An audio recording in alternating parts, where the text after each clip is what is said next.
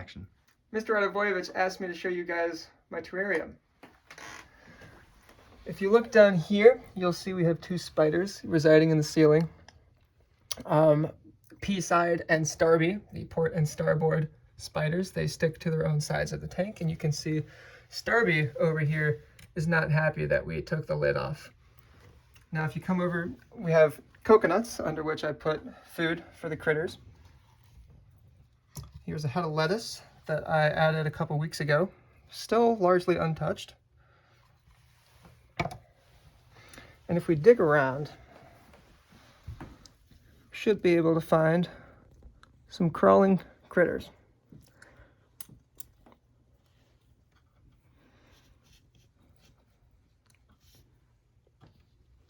So,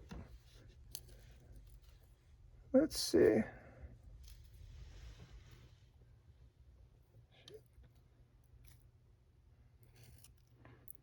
I don't think they appear too well on camera, but there are some tiny, very tiny white specks moving around on here. In fact, there, that's a better shot. These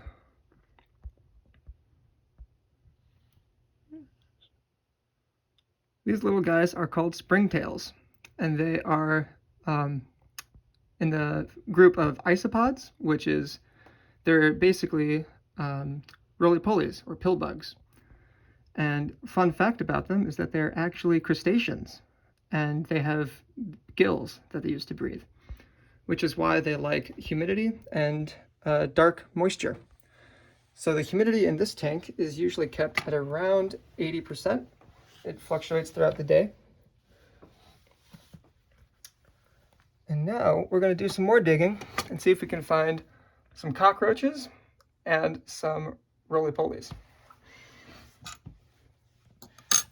The breed of cockroach that we have in here is called a dubia, and it is flightless and can't crawl up glass, so there's no worries there.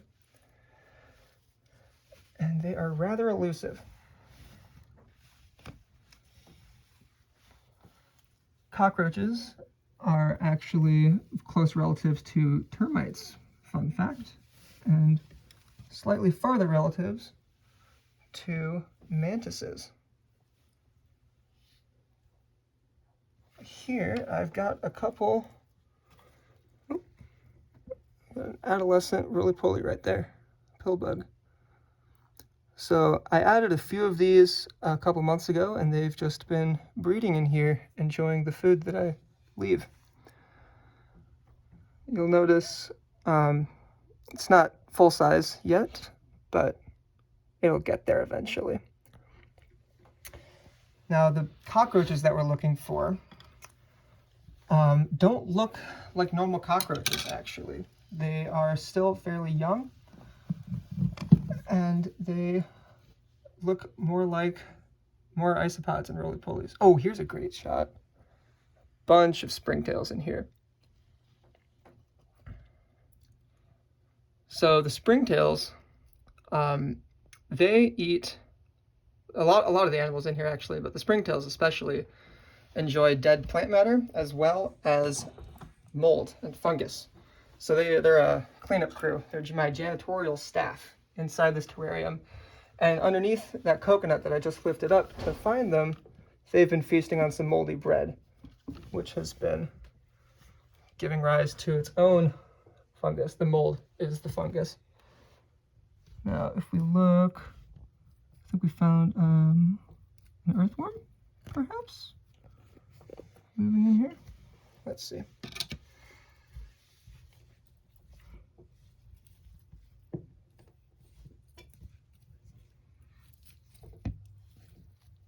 Oh, here's a larger, roly-poly. Actually, that's one of our cockroaches. You can see they don't look like normal cockroaches. They look very similar to roly-polies when they're young. Cockroaches grow their wings when they become adults. And this particular species doesn't really grow wings at all. So that's just, at the moment they just look like extra large pill bugs.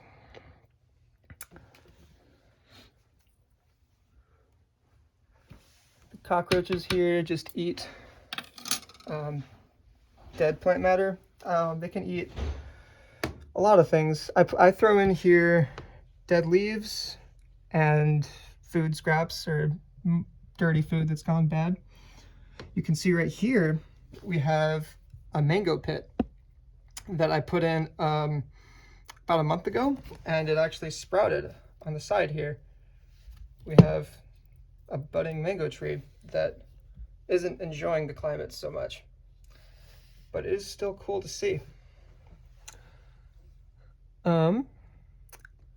The last important critter in here would be the earthworms that we have to help shake up the soil.